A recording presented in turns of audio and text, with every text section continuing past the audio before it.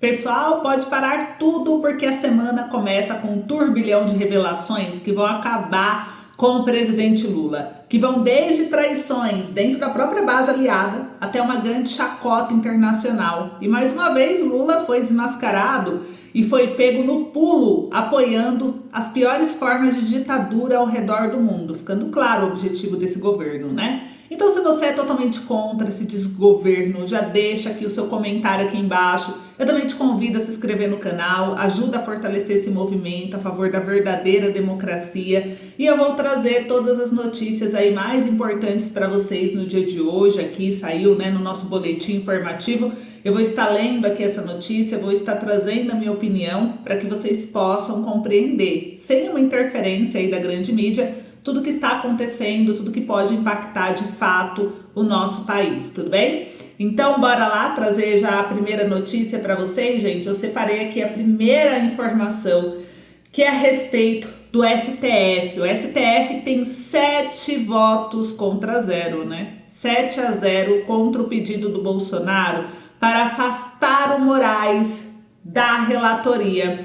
Saiu aqui na UOL, eu vou ler um trechinho dessa matéria para vocês, porque o placar está em 7-0, para manter o ministro Alexandre de Moraes, que também se considera como vítima dentro do processo contra o Bolsonaro, na relatoria, o que é um absurdo, né?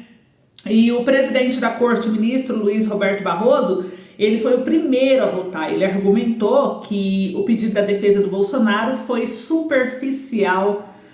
No presente caso, o pedido não deve ser acolhido, isso porque não houve clara demonstração de qualquer das causas justificadoras de impedimento previstas taxativamente na legislação de regência. Escreveu seu voto, como não se foi citado a lei a respeito que o juiz ele tem que ser totalmente imparcial, ele não pode estar envolvido no caso julgado, né? É como se de repente, olha, eu sou uma juíza e alguém me processou, eu vou lá julgar o caso contra aquele processo. É óbvio que você não vai conseguir ser totalmente imparcial, porque você está envolvido naquele processo, você vai se condenar. Quem condena a si mesmo, gente, me fala. Então, isso daqui é um absurdo, não faz sentido o que o STF está falando.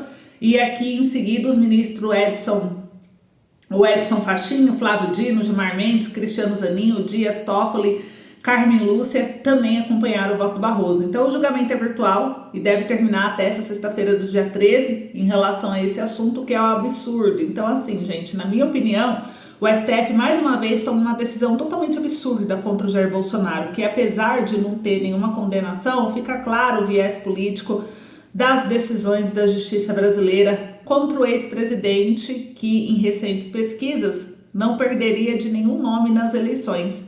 Eu quero a sua opinião sobre esse tema também. Você acha que as decisões do STF são parciais ou realmente eles analisam tecnicamente? Deixa aqui seu comentário, porque isso daqui para mim me impactou bastante. Eu acho que essa decisão do STF de manter o Alexandre de Moraes como relator do caso envolvendo Jair Bolsonaro, sob a acusação de um suposto envolvimento na tentativa de golpe, expõe aí uma grave distorção do sistema jurídico brasileiro, gente. É simplesmente inaceitável.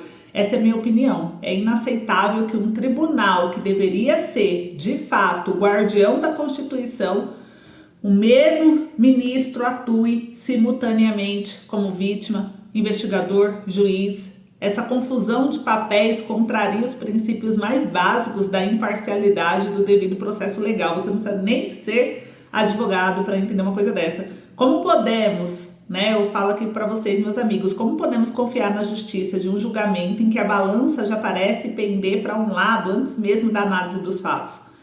7-0 para manter Moraes como relator demonstra mais uma vez que o STF se tornou um palco de decisões políticas e não jurídicas. Isso enfraquece ainda mais a credibilidade da mais alta corte do país e levanta dúvidas legítimas sobre o objetivo, né? É realmente buscar justiça ou apenas perseguir politicamente um ex-presidente? O que vemos aqui é um grave precedente sendo estabelecido. Se o próprio STF, que deveria ser exemplo de respeito às leis, ignora a necessidade de imparcialidade em um caso tão delicado quanto esse, que mensagem isso envia ao restante do sistema de justiça e à própria sociedade? Qualquer cidadão merece um julgamento justo, onde os envolvidos sejam avaliados por juízes imparciais que não tenham a ver com o caso. Então esse direito não deve ser negociável, independentemente de ideologia ou da figura em questão.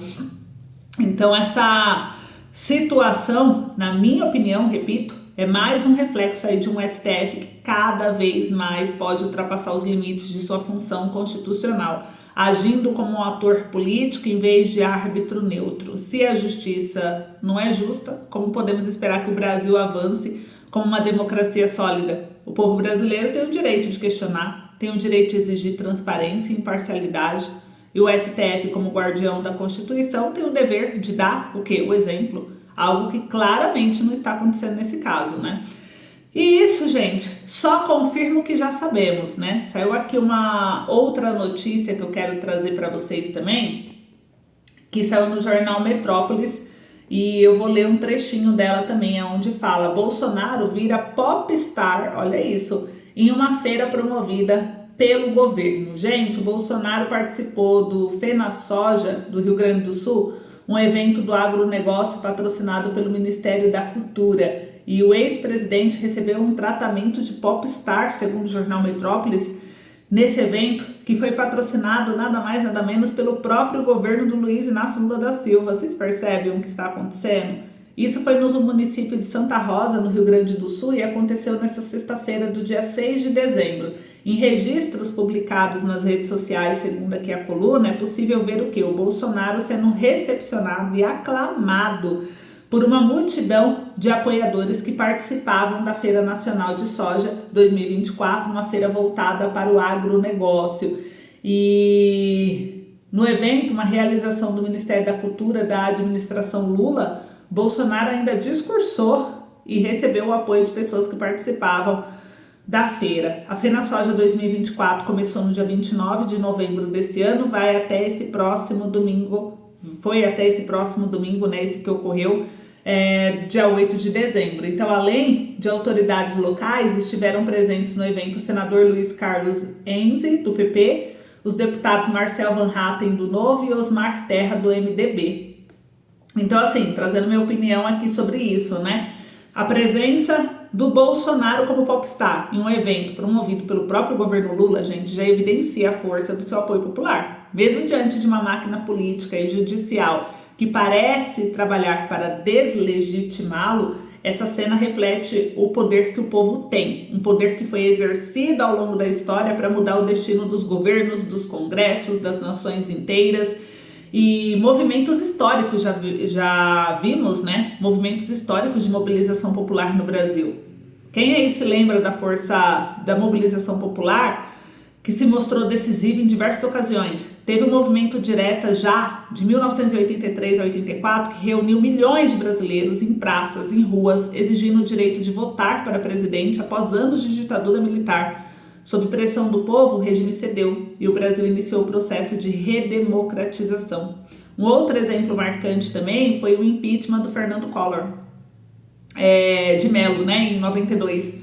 Movidos também por denúncias de corrupção, má gestão, os caras pintadas compostos principalmente por estudantes saíram às ruas em um movimento que virou história, mobilizou o país inteiro. A pressão popular também foi determinante, gente, para que o Congresso afastasse o presidente, restabelecendo confiança na democracia. Mais recentemente, o que vimos? Teve as manifestações de 2013, começaram como um protesto contra o aumento das tarifas de transporte público, mas evoluíram para uma onda massiva de insatisfação contra a corrupção e a ineficiência dos serviços públicos. Esses protestos, eles mostraram que o povo, quando unido de fato, né, conseguem pautar os rumos da política nacional, forçando debates, forçando mudanças em várias esferas do poder. O impeachment da Dilma Rousseff em 2016 é um outro exemplo emblemático, né? Milhões de pessoas foram às ruas em protestos que duraram meses, exigindo respostas para a crise econômica e os escândalos de corrupção que atingiram o governo. Então, essa pressão resultou na saída da presidente, uma demonstração clara de que o povo brasileiro não aceita passivamente decisões que julga contrárias aos seus interesses. E temos exemplos também internacionais de força popular, né? A mobilização popular não é uma força restrita ao nosso país, gente. Em outros países o povo também derrubou regimes, trouxeram mudanças significativas. Teve aquele movimento solidariedade, né? Movimento Solidariedade na Polônia. Ele foi crucial para derrubar o regime comunista na década que foi de 1980. E na Primavera Árabe, milhões de pessoas também se levantaram contra regimes autoritários. No Egito também teve, na Tunísia, promovendo transições de poder. Nos Estados Unidos, os movimentos pelos direitos civis nos anos de 1960 também foram liderados pela figura como Martin Luther King Jr., forçaram o governo a aprovar legislações importantes como o Civil Rights, né, que acabou com a segregação racial. Bolsonaro e o poder do povo hoje, gente, a gente vê aí que a popularidade do Bolsonaro, mesmo em um ambiente claramente hostil, como estamos vendo, mostra que ele ainda é visto como um símbolo por uma grande parcela da população, mesmo com as instituições tentando deslegitimá-lo. É o povo que mantém o seu protagonismo. E a história já mostrou que o povo brasileiro, quando o povo brasileiro decide se mobilizar, nem o governo, nem o STF, nem qualquer outra instituição podem ignorar sua força. Se essa perseguição política contra Bolsonaro continuar, é apenas uma questão de tempo para o povo querer se posicionar. Eu acho que se o povo realmente quer mudar alguma coisa, é se unir e fazer o que a gente sabe fazer de melhor, né? Movimentos de mobilização para poder mudar o rumo de tudo isso. Eu quero saber aí a opinião de vocês em relação a isso. Comentem aí para mim. A gente precisa ter uma questão de tempo realmente até que essa força se manifeste novamente. E a mensagem é clara: em uma democracia, o poder emana do povo. E o povo, quando unido, gente, ele é capaz de mudar o curso da história. Enquanto isso ocorre, tudo isso está ocorrendo, olha só, né? O Lula, por esses e outros motivos, eu acredito que o povo pode se unir de novo e acabar com essa palhaçada, porque tá demais. Olha só, Lula concedeu ao carniceiro de Damasco a maior honraria brasileira. Gente, saiu aqui essa notícia do Diário do Poder, mostrando que é um projeto caçando a condenação vergonhosa, esperou o relator por 5 anos, derrubado por rebeldes, né? Nesse fim de semana, o ditador sírio, eu acho que é Bashar al-Assad, não sei falar o nome dele, desculpa a pronúncia, gente. Ele é um dos tiranos dos quais o presidente Lula se aproximou e bajulou, né? Para além do tirano líbio, que também foi tirado do poder à força e morto pelos insurgentes. Lula concedeu ao tirano sírio a mais importante condecoração brasileira, o grande colar de ordem nacional do Cruzeiro do Sul. E o que acontece aqui, né, gente? Esse homem, ele se caracterizou, esse Assad aqui, al-Assad aqui, ele se caracterizou como um dos mais cruéis tiranos, segundo a reportagem, das últimas décadas, a ponto de ser apelidado de o carniceiro de Damasco, por haver prendido e executado milhares de opositores e integrantes de etnias que nunca o aceitaram no comando do país, e expulsou do país mais de 5 milhões de pessoas. No exercício da presidência da República, Lula sempre fez gestos públicos de apoio à admiração a ditadores no Oriente Médio. Ele chamou aqui de meu ídolo, meu irmão, né? E concedeu a Assad em 2010, durante seu segundo governo, a mais lata honraria brasileira. Somente em 2023, 5 anos depois, ganhou o relator o projeto do deputado Sóstenes Cavalcante, do PL do Rio de Janeiro, em 2018, caçando a condecoração de Lula ao ditador al-Assad, né?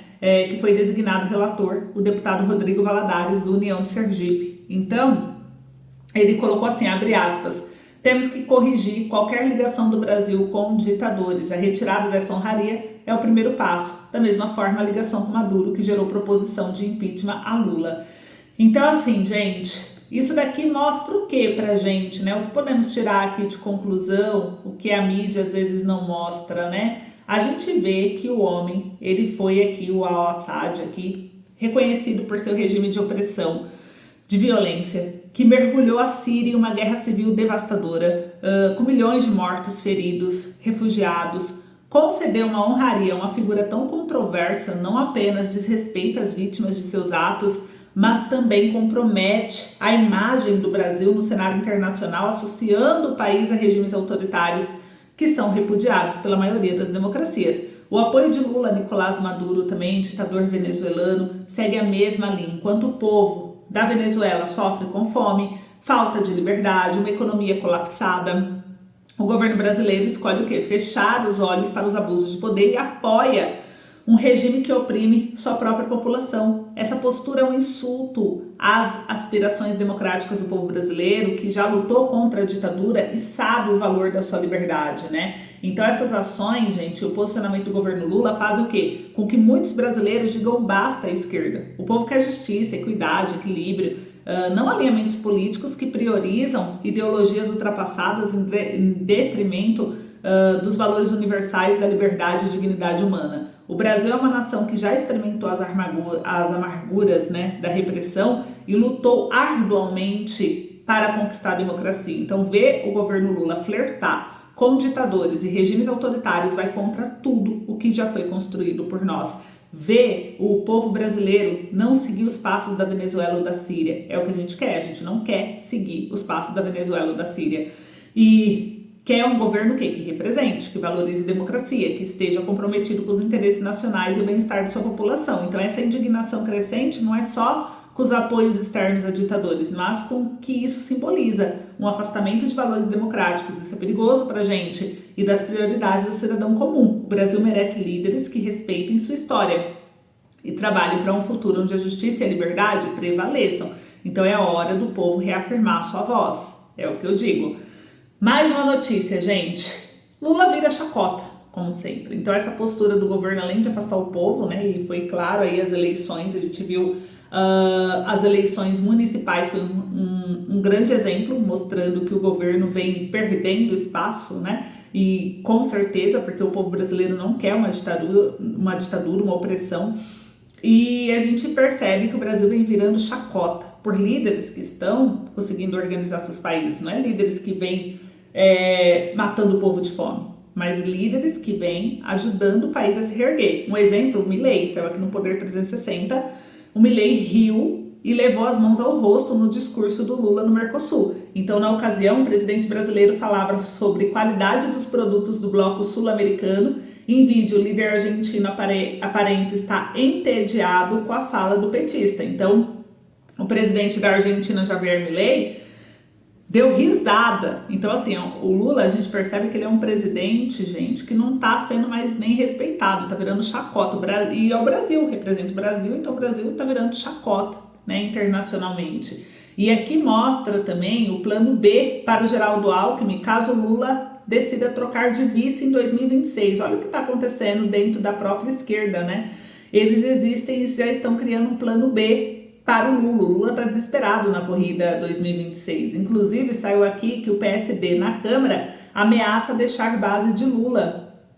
Percebe? A bancada do PSD na Câmara dos Deputados ameaça romper com o governo Lula se não tiver atendida a demanda por mais um ministério que possa realizar mais entregas às bases eleitorais dos parlamentares. Atualmente, com Minas e Energia, Agricultura e Pesca, os PCdistas querem trocar pesca e aquicultura por uma pasta que renda melhores resultados. Está aqui no jornal, estou lendo aqui o trecho para vocês. A pasta da pesca tem orçamento considerado baixo, que é 356 milhões previsto na Lei Orçamentária 2024, e segundo o UOL, os PCdistas querem uma pasta ou órgãos que dê mais resultados ano que vem. Ano que vem não, mas em 2026. Um dos motivos do mau humor dos deputados é a retirada do apoio do PT ao líder do partido, Antônio Brito, na disputa pela presidência da casa. O PT preferiu apoiar Hugo Mota, do Republicanos, e o partido considera que houve uma traição do PT ao líder Brito. Além disso, uma boa parte da bancada acha que o governo vai mal nas questões econômicas e pautas ideológicas. Então, eles estão avaliando abandonar a esquerda. E se continuarem saindo, pulando do barco, gente, esses apoiadores, o que será do governo? Nada. Um governo sem aliados não é nada. Então é isso que estamos vendo acontecer com o governo Lula. Agora comentem sua opinião, esse foi o vídeo de hoje. Eu espero vocês no próximo boletim, compartilha, porque todos têm que saber o que está acontecendo. Até mais!